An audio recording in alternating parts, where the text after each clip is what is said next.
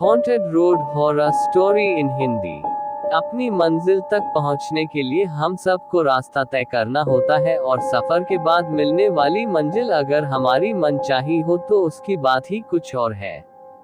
और क्या होगा अगर सफर खत्म ही ना हो? क्या होगा अगर रास्ता अनंत हो? क्या होगा अगर आप उस रोड पर निकल पड़े हो जो रास्ता आपकी मौत की ओर ले जाता हो? हम चलते हैं ना खत्म होने वाली सड़क की तरफ। विनय और उसके 7 दोस्त अमीर बाप के बिगड़े हुए लड़के थे। उन्हें ना गरीबों की परवाह थी और ना ही फिक्र। उनका जो मन करता था वह करते थे। उनका कोई कुछ बिगाड़ने वाला नहीं था, लेकिन कभी ना कभी ऊंट पहाड़ के नीचे आता जरूर है, कभी जल्दी तो कभी देर से। एक दिन रात में विनय और उसके 7 दोस्त पास के ही एक गांव में चले गए। गांव में गरीबों के पास अपने मुर्दों को गाड़ने की जगह भी नहीं थी, इसलिए उन्हें गांव के सड़क के किनारे गाड़ दिया जाता था। इसी सड़क के किनारे एक बोर्ड पर लिखा हुआ था कि हमें आराम से सोने दे, हम आपको आराम से सोने देंगे। जब विनय और उसके 7 दोस्त वहां पहुंचे तो सबसे पहले उन्होंने वो बोर्ड निकाल फेंका और फिर जिंदा इंसानों की इज्जत ना करने वाले इन लफंगों के एकजुटने मुर्दों के साथ भी यही सलूक शुरू कर दिया।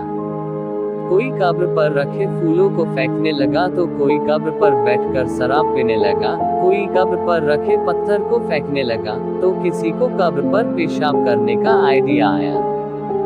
जब इन गिरी हुई हरकतों से इनका मन भर गया तो वह आगे बढ़ गए। अभी तक जो हुआ वह विनय और उनके दोस्तों ने किया, पर अब किसी और की बारी थी। सारे दोस्त उसी रास्ते पर आगे बढ़ते जा रहे थे, तभी उनमें से एक को महसूस हुआ कि बहुत देर हो गई पर आगे कुछ नहीं आ रहा और उन्हें ये लग रहा है कि वो उसी रास्ते पर गोल गोल घूम रहे हैं और वह कब्र बार बार उनके सामने आ रही है। तभी उनमें से एक बोला, दोस्त यार विनय, तुझे ये नहीं लगता कि हम यहाँ से पहले भी गुजर चुके हैं? विनय, क्या बकवास करता है, लगता है तुझे चढ़ गई है। 3 घंटे और चलने के बाद दोस्त की नजर उसकी घड़ी पर जाती है। उसकी घड़ी पर 7 बज रहे हैं और यह शाम के 7 बजे तो नहीं हो सकते, मतलब ये सुबह के 7 बजे है। और अब वो सब इस बात को समझ जाते हैं कि ना तो ये रोड खत्म हो रहा है और ना ही रात। वो रास्ते पर थके हारे चल रहे थे। तभी उनके सामने एक चुड़ैल आकर खड़ी हो गई। उसके बालों से उसका पूरा मुंह छुपा हुआ था, केवल उसकी एक लाल आंख नजर आ रही थी। इससे पहले वो डर के मारे भागते वो बोली, चुड़ैल, हमने कहा था ना कि हमें सोने दो, कहा था ना हमने। ये कहते हुए उसने अपने हाथ में रखा एक भला सारे दोस्तों की तरफ फेंका और उनमें से एक के सीने में आकर लगा और उसकी मौत हो गई। घर से 8 निकले थे और अब वो केवल 7 बचे। वह वहां से भागने लगे, तभी उनके सामने एक पिशाच आकर खड़ा हो गया। उसके चेहरे पर ना तो कान था और ना नाक था, उसके एक आंख था और एक मुंह था। तभी वह पिशाच बोला, हमने कहा था ना कि हमें सोने दो, कहा था ना। तभी वह पिशाच अपने दोनों हाथ ऊपर किए और देखते ही देखते उसके आसपास के पेड़ उखड़ने लगे और वह पेड़ आकर उन दोस्तों के ऊपर गिरे। इन सब के बीच 3 और दोस्तों की मौत हो गई और अब इनमें केवल 4 लोग बचे हुए थे। चारों दोस्त तुरंत वहां से भागने लगे। सब लोग थके हुए थे और पीने के लिए पानी भी नहीं था और रात खत्म होने का नाम ही नहीं ले रही थी और ना ही वह रास्ता खत्म होने का नाम ले रहा था। दोस्त विनय, हमने इन लोगों को सोते हुए परेशान करके अच्छा नहीं किया, ये हमसे इसी बात का बदला ले रहे हैं। विनय, हाँ, इतना तो हर बेवकूफ को समझ आ गया है कि ये लोग हमारे साथ ऐसा क्यों कर रहे हैं। कोई सलूशन बताओ, नहीं तो मुंह खोलकर ऑक्सीजन वेस्ट मत करो।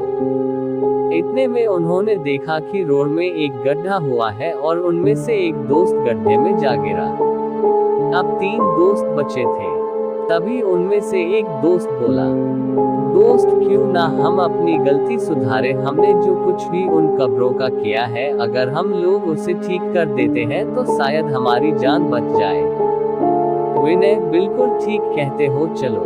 ये कहकर वे तीनों वापस उसी कब्रों की तरफ चले गए और वे जो फूल उन्होंने फेंके थे वापस उसी कब्र पर रख दिए। जो पत्थर उन्होंने फेंके थे वो वापस वहां पर लगा दिया।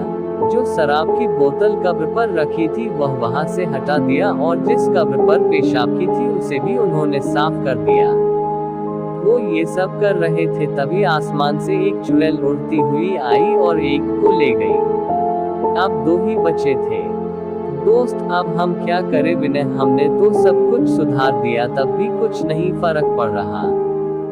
विनय रुको, तुम्हें याद है सबसे पहले हमने वो बोर्ड निकाल कर फेंका था। दोस्त हाँ हाँ बिल्कुल ठीक कह रहे हो, आओ उसे ठीक करके वापस लगा दिया जाए। ये कहकर दोनों वापस बोर्ड को वापस लगाने लगे। तभी उनके सामने वही चुड़ैल और पिशाच आ गए और उनकी तरफ बढ़ने लगे। ये देखकर वह दोनों और तेज बोर्ड को उस पुरानी जगह पर गाड़ने लगे। और इसके पहले कि चुड़ैल और पिशाच उनके सामने पहुंचते उन्होंने बोर्ड को पुरानी जगह पर अच्छे से लगा दिया और देखते ही देखते चुड़ैल और पिशाच दोनों गायब हो गए। और अब धीरे धीरे आसमान से अंधेरा जाने लगा और सुबह हो गई। बचे हुए दोनों दोस्त अपनी गाड़ी में बैठकर भाग गए। अब इन सोते हुए लोगों को दोबारा कोई नहीं